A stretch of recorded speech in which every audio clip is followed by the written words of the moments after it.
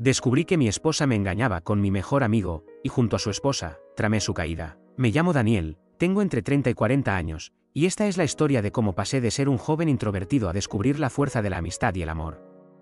Desde niño, siempre fui reservado, prefería quedarme en mi habitación leyendo cómics o viendo documentales antes que charlar con mis compañeros. No encajaba en los grupos de la escuela, me defendía cuando alguien cruzaba la línea, pero jamás levantaba la voz para buscar aprobación o atención. Mis amistades eran contadas con los dedos de una mano, y la mayor parte del tiempo, me sentía más cómodo en mi propio silencio. Recuerdo con claridad el primer día de preparatoria, entré al aula con el corazón acelerado, llevaba varios libros en la mochila y las manos me sudaban. Mientras buscaba un asiento despejado, alcancé a ver a un compañero al que apenas conocía de vista, Mauricio. Él era todo lo contrario a mí, extrovertido, bromista y con una sonrisa que iluminaba el pasillo. De inmediato sentí cierto recelo, imaginé que me preguntaría algo incómodo o que intentaría hacerme parte de alguna broma colectiva. Para mi sorpresa, se acercó y me dijo con entusiasmo: «Hey, Daniel, ¿te gusta este cómic?». Mostró la portada de un ejemplar de Drax el Destructor que yo llevaba bajo el brazo. Aquella pregunta simple fue suficiente para derribar mis defensas. Por primera vez, alguien me invitaba a hablar de lo que verdaderamente me apasionaba. Contesté con timidez, describiendo una escena que me había fascinado, y él asintió como si fuera la mejor conversación que hubiera tenido. Al terminar la clase, me esperó junto a la puerta y me propuso almorzar con él y unos amigos. Dudé un instante, no recordaba la última vez que había socializado sin tensión. Sin embargo, algo en su mirada me hizo sentir confiado, así que lo acompañé. En la cafetería, mientras él bromeaba y mediaba la presentación con otros chicos, yo me limité a escuchar y a soltar alguna risa tímida cuando correspondía. A mitad del almuerzo, sentí que aquel espacio me resultaba muchísimo más cómodo de lo que había imaginado. Con el paso de las semanas, Mauricio no desalentó su empeño. Me invitaba a partidos de fútbol los fines de semana, me sumaba a sus planes de estudiar en la biblioteca, y me presentaba a su círculo de amigos. Al principio, mi timidez me hacía vacilar, me resultaba agotador hablar más de 2 frases seguidas. Pero, poco a poco, sentí que ganaba confianza. Él me enseñó a contar chistes sencillos, a participar en debates de clase, e incluso a bromearme a mí mismo para rebajar la presión que sentía. En retribución, yo le ayudaba con álgebra, física y cualquier tema de economía que se le atorara. Él, a cambio, me enseñaba a desenvolverme en reuniones y a expresarme sin el nudo en la garganta. Entre partidos de fútbol improvisados en el patio y cafés de biblioteca que terminaban en largas caminatas, la amistad se solidificó. Descubrí que, cuando alguien cree en ti, te atreves a descubrir facetas tuyas que ignorabas. Al finalizar el último semestre de preparatoria, tomamos una decisión casi instintiva: aplicaríamos a la misma universidad. Yo me decanté por finanzas, atraído por los números y las estrategias de inversión; él, por derecho, movido por la pasión de defender causas. Ambos sabíamos que, así como nos habíamos cuidado y empujado el uno al otro hasta ese punto, continuaríamos recorriendo juntos el camino que nos esperaba. Y así comenzó mi viaje, un joven introvertido encontrando en su mejor amigo la llave para abrir puertas que jamás imaginó cruzar. Ese fue el primer capítulo de una historia que cambiaría mi vida para siempre. Cuando llegó septiembre, el campus de la universidad nos recibió con su mezcla de nervios y entusiasmo.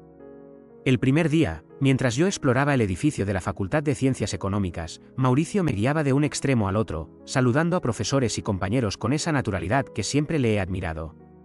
Por mi parte, me sentía tambalear entre la emoción de lo nuevo y el temor de no estar a la altura. Las primeras semanas fueron de adaptación. Por las mañanas, asistíamos a conferencias de finanzas y derecho; por las tardes, nos encontrábamos en la biblioteca central. Yo disfrutaba desentrañar las teorías sobre mercados de capital y la valoración de activos, mientras que Mauricio debatía apasionadamente sobre jurisprudencia y derechos fundamentales. A la hora del almuerzo, solíamos repasar juntos, yo le explicaba la lógica de los estados financieros y él me ilustraba con casos judiciales reales. Aunque nuestras carreras eran distintas, el campus fomentaba la colaboración intercarreras. Formamos parte de un grupo de estudio mixto; en él, reflexionábamos sobre ética en los negocios, regulaciones fiscales y responsabilidad social. Gracias a ello, hice amistad con estudiantes de ingeniería, psicología y hasta de música. Cada tarde parecía un mosaico de perspectivas distintas, y yo me fascinaba con la diversidad de ideas. Pero la universidad no era solo académica; pronto descubrimos que las fiestas y actividades extracurriculares formaban parte esencial de la experiencia. El primer gran evento fue una bienvenida organizada por la Asociación de Estudiantes, luces de colores, música en vivo y puestos de comida de todo tipo. Mauricio, con su don de gentes, me arrastró a la pista de baile y me presentó a varias personas. Al principio me sentí torpe, moviendo los hombros con cautela, pero su entusiasmo me contagió, y terminé riendo a carcajadas hasta perder la vergüenza. Esa misma semana asistimos a un torneo de fútbol interfacultades. Aunque no eras un atleta nato, me apunté al equipo de economía para complacer a Mauricio. Entre goles fallados y carreras demasiado largas, descubrí que sudar la camiseta por un equipo podía ser una experiencia liberadora. Al final, no ganamos el campeonato, pero celebramos la derrota con cerveza sin alcohol y bocadillos en la terraza del edificio de Humanidades. Las amistades que forjamos entonces han perdurado, compañeros con quienes estudié hasta la madrugada, otros con quienes compartí cafés durante exámenes finales, y algunos con quienes organicé debates sobre la ética bancaria en cafeforos. En aquellas tertulias, desarrollé una seguridad que jamás imaginé tener, aprendí a hablar en público, a defender mis argumentos y, sobre todo, a escuchar con atención. En paralelo, Mauricio brillaba en su facultad. Lo veía empeñado en sus prácticas de oratoria, en la clínica jurídica universitaria y en los mock trials que simulaban juicios reales. Yo lo apoyaba revisando sus ensayos y él me soltaba consejos sobre cómo negociar contratos o resolver conflictos. Al cabo del primer año, ambos habíamos dejado atrás esa timidez inicial. Yo había ganado confianza para presentar proyectos de inversión ante compañeros y profesores, y él manejaba debates con tal soltura que era difícil no admirarlo. Nuestra rutina se había convertido en un equilibrio perfecto: clases, estudio colaborativo y la certeza de que, al final del día, siempre habría un café y una conversación para recargar energías.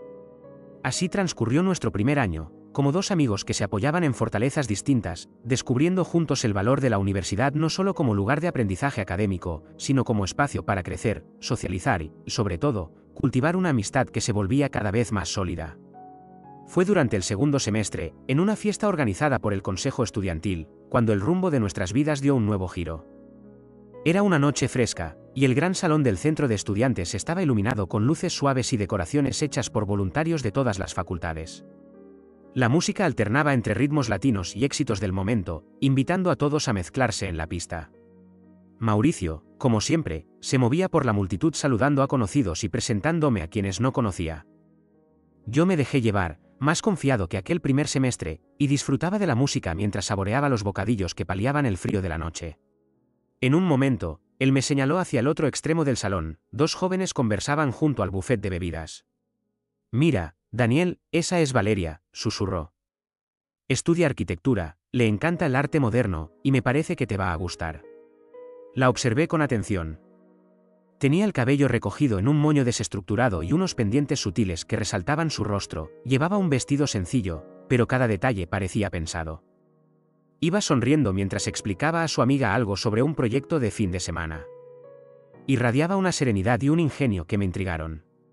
Enseguida, Mauricio se despidió de mí para dirigirse a ella y ofrecerle una bebida. Yo me quedé de cerca, observando sus gestos. Ella aceptó el vaso y rió, inclinando la cabeza al escucharle. De pronto, sentí la osadía recorrerme. ¿Y si me acerco? Tomé aliento y me aventuré. «Hola», dije con voz más firme de lo que sentía. «Yo soy Daniel. Antes vi que conversabas sobre tu proyecto de maquetas». Ella alzó la mirada, sorprendida, y me dedicó una sonrisa amable. «Encantada, Daniel». «Soy Valeria». «Sí, estoy tratando de modelar un pabellón para un concurso de diseño sostenible». Aquella conversación fluyó con naturalidad. Hablamos de arquitectura bioclimática, materiales reciclables y hasta de mis teorías de inversión para financiar proyectos de impacto social. A mi alrededor, la música y las risas parecían desvanecerse, solo importaba el intercambio de ideas y la chispa que surgía en cada respuesta. Mientras tanto, vi a Mauricio acercarse a la otra joven, Camila, de Derecho, quien escuchaba fascinada una anécdota suya sobre un juicio ficticio en clase. Cuando él se presentó, ella permaneció atenta, asintiendo y añadiendo comentarios ingeniosos. Entre ellos también surgió una química evidente. Al final de la noche, Mauricio regresó junto a mí con una expresión triunfal. «Lo logramos», me dijo. Nos caímos bien. Intercambiamos números. Valeria y Camila habían accedido a seguir en contacto. Prometimos vernos de nuevo para conversar en un café o visitar exposiciones que se montaban en la ciudad. Al despedirnos, vi en el rostro de Valeria un brillo especial que me erizó la piel. Comprendí que, por primera vez, estaba dispuesto a luchar por alguien más que por mis ambiciones profesionales. Aquella fiesta marcó el inicio de 2 romances paralelos, cada uno con la persona que complementaba nuestros perfiles. Yo, atraído por la calma decidida de Valeria, y Mauricio, cautivado por el ingenio y la fuerza de Camila. Aquella noche cerró un capítulo de descubrimiento social y abrió otro, de posibilidades sentimentales que jamás habría imaginado. Los meses posteriores a aquella fiesta fueron como un soplo de aire fresco en nuestras vidas. Valeria y yo comenzamos a encontrarnos para desayunar los sábados. Ella me enseñaba bocetos de sus diseños arquitectónicos y yo le explicaba conceptos de finanzas que le ayudaban a calcular presupuestos de obra. De manera similar, Mauricio y Camila se veían cada tarde en la Facultad de Derecho, repasaban casos, discutían estrategias y compartían apuntes. Pronto decidimos que las citas por separado debían convertirse en planes conjuntos. Aquella tarde de domingo fuimos al parque desde el centro histórico hasta el río. Valeria llevaba una mochila con sus planos y yo mi portátil para mostrarle simulaciones de inversión que podían financiar su proyecto de pabellón. Camila, por su parte, aprovechaba para correcciones de estilo de los textos de Mauricio, quien le enseñaba a argumentar con pasión en la clínica jurídica. Al caer la tarde, nos reunimos todos en una cafetería bohemia. Entre muffins caseros y tazas de café recién molido, descubrimos que nuestras parejas congeniaban tan bien entre sí como nosotros. Valeria y Camila compartían anécdotas de facultad, Mauricio y yo intercambiábamos consejos de trabajo futuro, y los 4 encontrábamos motivación para empujarnos a crecer, ya fuera presentando una propuesta de urbanismo o preparando una defensa oral para un juicio simulado. Las semanas se convirtieron en un flujo constante de planes en grupo, clases de pintura los viernes, excursiones a sitios de interés histórico los sábados, maratones de cine independiente los domingos. En cada salida, reíamos juntos, nos cuidábamos mutuamente y celebrábamos los logros ajenos con el mismo fervor con el que festejábamos los propios. La unión de nuestras 4 vidas fue tan natural que, de pronto, ya no podía imaginar mantener una cita sin ellos. Cuando surgía un desafío académico o personal, éramos el refugio seguro del otro. Recuerdo un fin de semestre especialmente difícil. Yo enfrentaba una evaluación de análisis de riesgos financieros, y mi estrés me dejaba sin dormir. Fue Valeria quien me llevó al arroyo cercano para despejarme, hablándome con calma hasta que recuperé la serenidad. Al mismo tiempo, Camila preparó un esquema de puntos clave para Mauricio antes de su examen de procedimiento penal, y él regresó a casa radiante tras aprobar con nota sobresaliente. En esa etapa también quisimos marcar hitos juntos. Celebramos los 2 años de amistad formalizando una ceremonia simbólica, pronunciamos votos de apoyo mutuo en un atardecer en la terraza universitaria, sellando nuestro pacto con risas, té y un brindis improvisado. Al año siguiente, coordinamos nuestras prácticas profesionales para que coincidieran en ciudades cercanas, facilitando visitas de fin de semana donde compartíamos piso y proyectos. El grupo se fortalecía con cada paso, aprendimos que la amistad y el amor no son opuestos, sino fuerzas complementarias que, unidas, te impulsan a ser la mejor versión de ti mismo. Gracias a eso, el día en que Mauricio me confió que le propuso matrimonio a Camila y yo, al verme emocionado, saqué un anillo sencillo y le pedí a Valeria que se casara conmigo. No fue sorpresa, fue el broche perfecto a una etapa brillante de complicidad y crecimiento compartido. La ceremonia de graduación fue un torbellino de emociones. Sentados en la grada principal, con toga y birrete, repetíamos en voz baja los recuerdos de aquellos primeros días en la universidad, yo temblando en mi primera clase de finanzas, y Mauricio sudando la gota gorda en su primera práctica de juicios. Cuando recibimos los diplomas, un aplauso atronador nos recordó cuánto habíamos recorrido juntos. Después del acto, celebramos con un almuerzo íntimo en casa de mis padres y, al caer la tarde, nos reunimos los 4 en nuestro restaurante favorito. Allí, entre brindis y discursos improvisados, prometimos mantener viva la chispa de aquella amistad que nos había unido desde la preparatoria. Poco después, comenzamos la aventura profesional. Los primeros meses fueron intensos. Yo ingresé a una firma de inversión donde me asignaron al equipo de análisis de mercados emergentes, y Valeria fundó su estudio de arquitectura, con los primeros proyectos de renovación urbana. En paralelo, Mauricio se incorporó como abogado asociado en un bufete de prestigio, y Camila se integró a la clínica jurídica familiar. Equilibrar matrimonio, trabajo y amistades requirió disciplina. Aprendí a redactar informes financieros antes del amanecer y a programar reuniones con inversionistas tras salir del gimnasio. Valeria, por su parte, pasó de dibujar maquetas en la sobremesa a reunirse con clientes y proveedores. Mauricio pasó noches preparando demandas, y Camila organizaba seminarios de mediación. Sin embargo, nunca descuidamos nuestra cuadrilla. Decidimos un ritual semanal, Cada viernes, a las 7 de la tarde, nos reuníamos en mi apartamento o en el estudio de Valeria para compartir una cena casera. Alternábamos las competencias de cocina, quien preparaba el mejor guiso, y cerrábamos la noche con partidas de ajedrez o sencillas tertulias sobre libros y documentales. Los sábados, en cambio, quedaban reservados para actividades al aire libre, senderismo en la montaña, salidas en bicicleta o visitas a galerías de arte. En cada escapada, Valeria y yo planificábamos proyectos de diseño conjunto, mientras que Mauricio y Camila discutían casos prácticos de derecho y ética. Aquellas jornadas fortalecían nuestros lazos y nos brindaban la recarga necesaria para la semana laboral.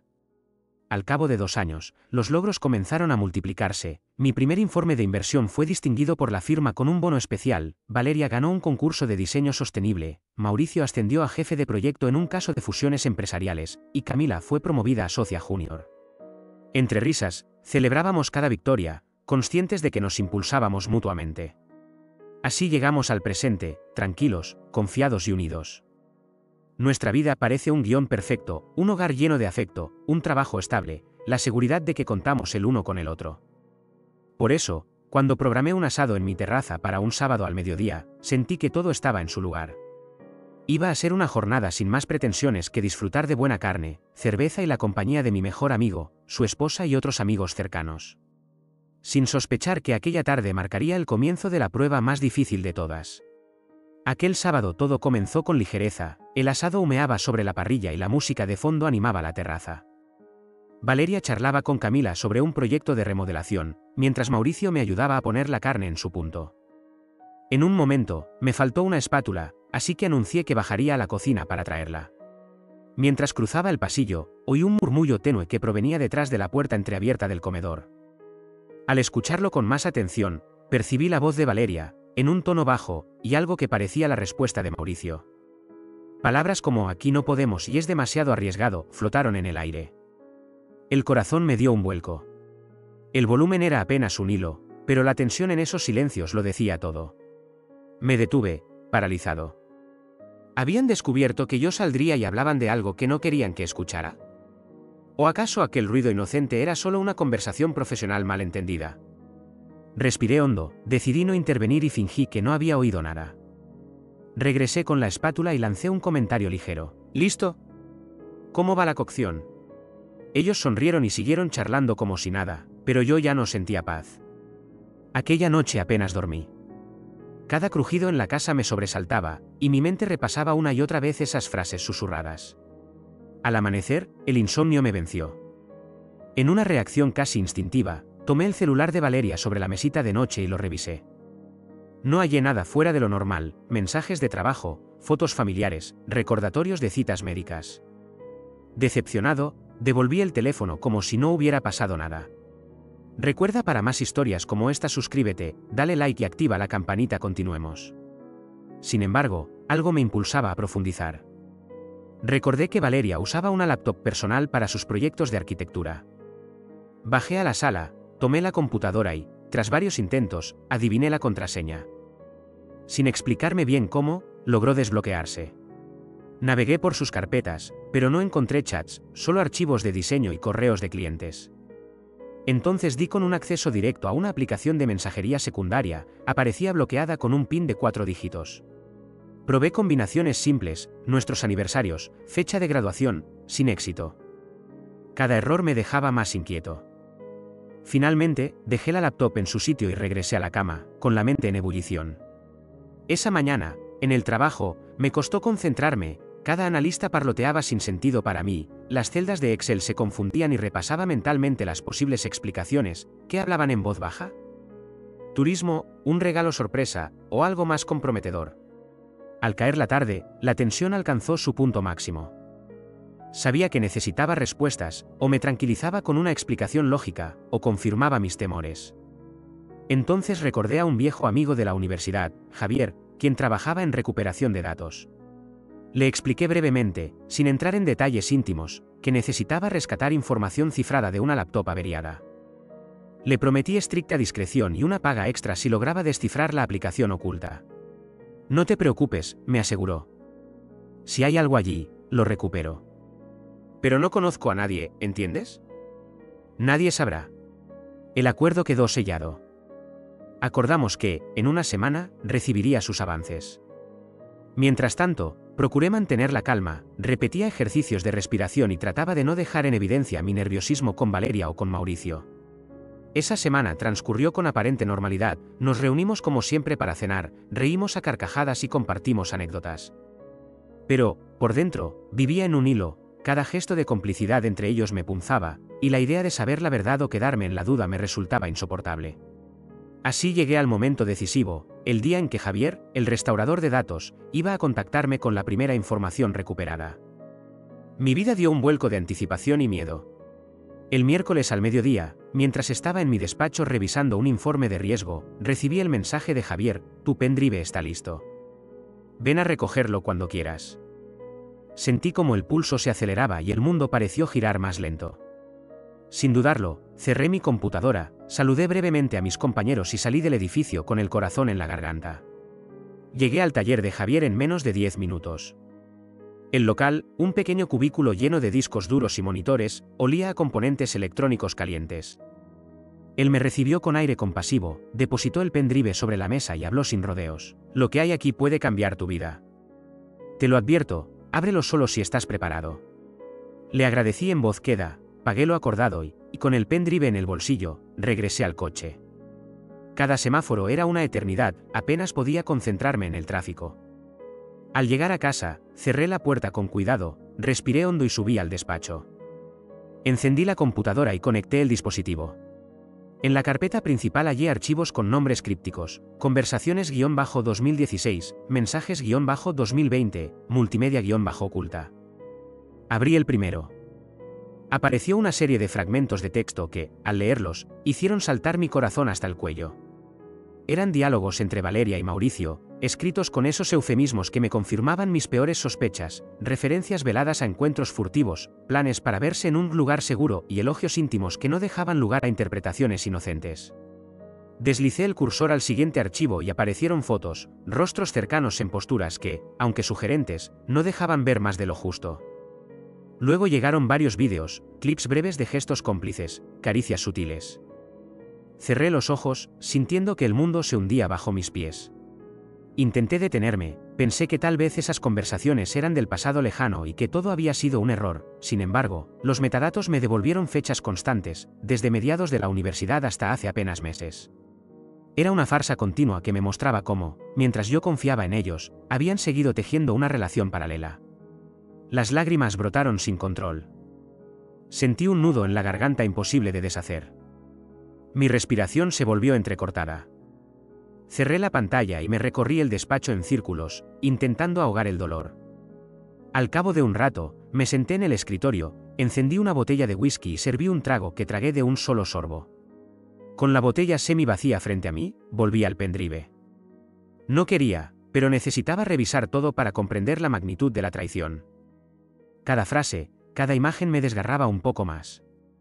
Como un autómata, copié todo el contenido a una carpeta local y volví a revolver los archivos multimedia. Vi mensajes de hace casi una década, recordándome aquellos tiempos en que ambos fingían ser amigos fieles ante mí y ante el mundo. Finalmente, ya pasada la medianoche, el dolor y el alcohol me vencieron. Abracé mis rodillas, apoyé la cabeza en el escritorio y me quedé dormido entre papeles esparcidos y la botella vacía. El insomnio de días atrás dio paso a un sueño atormentado, plagado de imágenes de risas compartidas que ahora me parecían grietas en un vidrio que jamás volvería a sanar. A la mañana siguiente desperté con la garganta reseca y una resaca que taladraba mis sienes.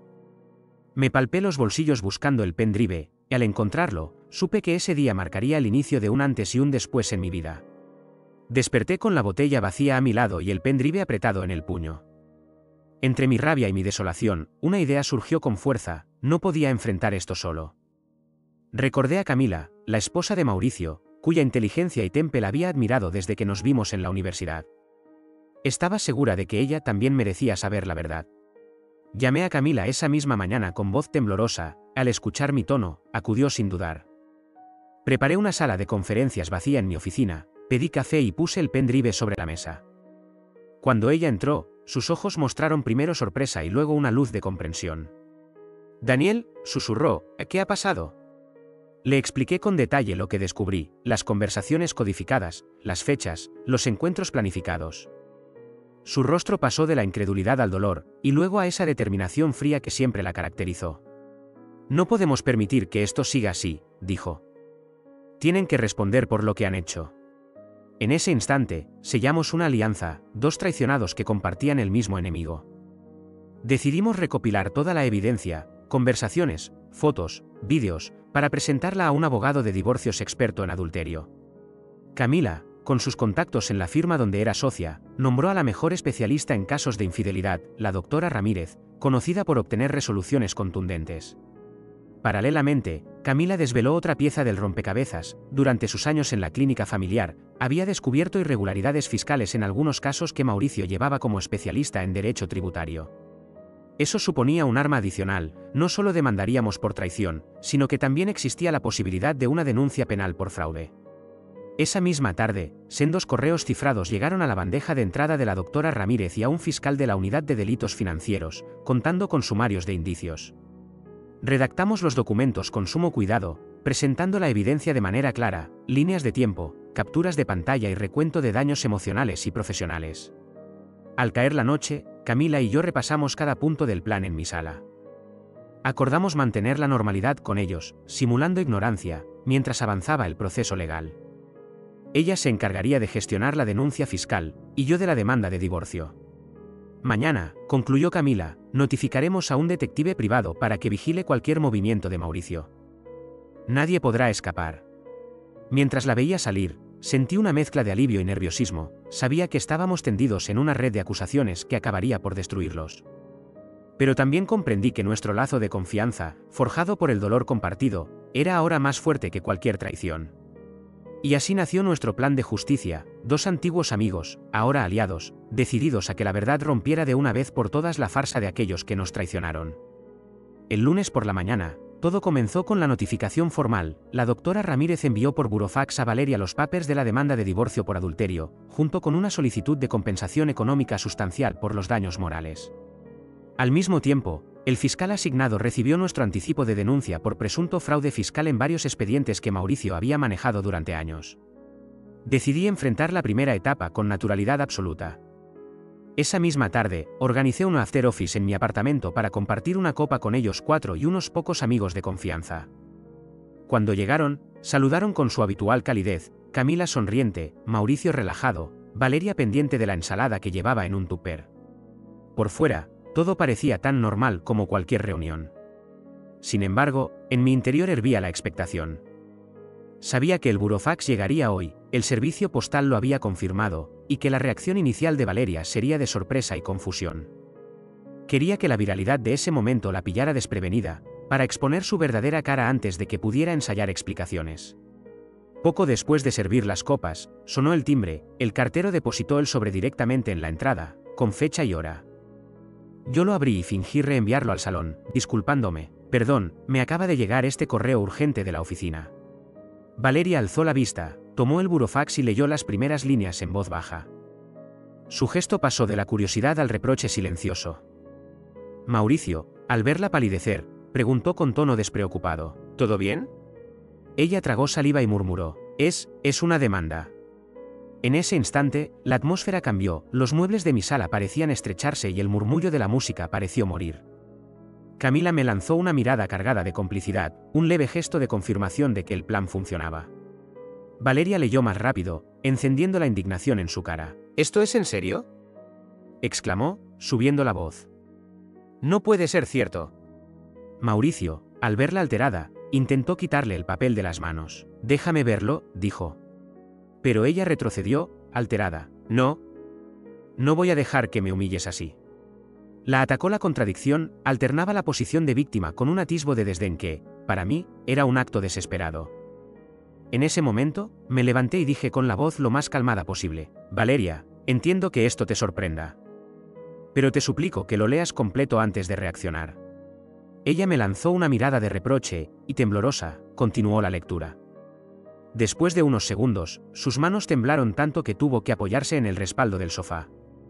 Vio las cláusulas que exigían la entrega de la vivienda conyugal, el reparto equitativo de bienes y una compensación dineraria equivalente a un año de su facturación como arquitecta independiente.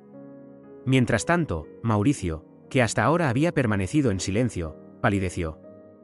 El fiscal, gracias a la denuncia de Camila, ya disponía de indicios preliminares de movimientos sospechosos en varias cuentas, y un detective privado había comenzado a recabar pruebas sobre auditorías falsas y facturas infladas. Era cuestión de horas para que la amenaza de una investigación criminal se materializara.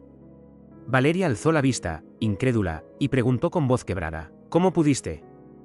¿Desde cuándo? Mauricio la miró con desdén. No entiendo de qué hablas. Ella, confusa, cerró el burofax y miró a su alrededor. ¿Mauricio? Él insistió, fingiendo sorpresa. No sé de qué va esto. Aquella actuación tambaleó enseguida ante la mirada severa de Camila. Ella se levantó, sosteniendo en la mano el mismo burofax. No finjas. Tú sabes que esto no sale de la nada. He reunido correos, facturas y testimonios. El fiscal ya te investiga.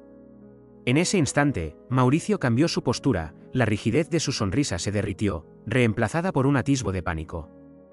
Dio un paso atrás, casi perdiéndose en la penumbra del salón. Valeria, por su parte, se llevó la mano al pecho, como si el mundo le acabara de caer encima. Un silencio sepulcral invadió la sala, las copas a medio beber, las luces tenues y el eco de la música apagada. Nadie sabía qué decir. Decidí intervenir con tono firme, pero sin alzar la voz. Mauricio, Valeria, han tenido años para ocultar esto, pero nosotros hemos tenido paciencia. Ahora les toca enfrentar las consecuencias. Ella, con los ojos húmedos, murmuró: esto es una locura.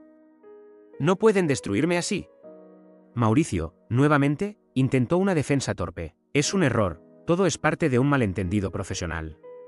Entonces, Camila hizo algo inesperado, sacó su tablet y proyectó en la pared fragmentos de chats que Javier había recuperado, junto con capturas de las facturas falsas. En un instante, quedó todo al descubierto, fechas, horas, lugares, la evidencia se desplegó como un mural implacable. Valeria cubrió su rostro con las manos y se desplomó en el sofá. Mauricio se llevó la cabeza entre las manos, sin palabras. Así terminó la primera fase de nuestro plan, la caída fulminante de la máscara que llevaban puestos durante años. En cuestión de minutos, el mundo que conocían se vino abajo, y yo, observando la escena, sentí un extraño alivio mezclado con la gravedad de haber roto la ilusión de la familia que habíamos formado. La batalla aún no había terminado, en las siguientes horas, los procesos legales y las investigaciones fiscales se encaminarían, pero aquella noche supe que habíamos ganado la primera gran victoria, exponer la verdad y demostrar que, cuando la traición sale a la luz, no hay regresión posible. Los días que siguieron a aquella tensa velada fueron una mezcla de frenesí judicial y silencios llenos de significados. Al levantarnos la mañana siguiente, Camila y yo supimos que la demanda de divorcio por incumplimiento grave de los deberes conyugales, según la terminología legal, ya había sido admitida. Paralelamente, el fiscal nos confirmó que había abierto una investigación formal sobre las irregularidades fiscales atribuidas a Mauricio, entre las que figuraban facturas infladas y omisión de ingresos en procesos tributarios. Mientras los notificadores entregaban las citaciones en los domicilios de ambos, Camila y yo trazamos cada paso. Ella se reunió con su equipo en la firma para presentar la denuncia ante la Corte de Familia, y yo colaboré con el detective privado para aportar testimonios que corroboraran la veracidad de los encuentros documentados. Nuestra idea, siempre, fue garantizar que la justicia actuara con transparencia, sin filtraciones sensacionalistas, y que cada parte recibiera un proceso digno. En medio de papeles y diligencias, surgió la necesidad de sanar. Ambos sufrimos la herida de la traición, pero descubrimos que no queríamos que el rencor fuera nuestro motor permanente. Inscribimos nuestras respectivas terapias, Camila con un psicólogo especializado en crisis familiares, y yo con una terapeuta experta en duelos emocionales. Aquellas sesiones nos permitieron comprender el valor de la resiliencia y las facetas de la confianza rota, hasta que la rabia dio paso a la serenidad. Al cabo de 3 meses, los procedimientos avanzaron con resultados contundentes. Valeria, al constatar la abundancia de pruebas, accedió a un acuerdo de divorcio amistoso que incluía una compensación económica justa, aunque significativa, y la entrega de bienes compartidos. Por su parte, Mauricio declaró, ante la evidencia documental, aceptó un acuerdo con la Fiscalía que implicó sanciones administrativas y la suspensión temporal de su ejercicio profesional, sin llegar a juicio penal gracias a su colaboración. Nuestra vida, entonces, encontró un punto de inflexión.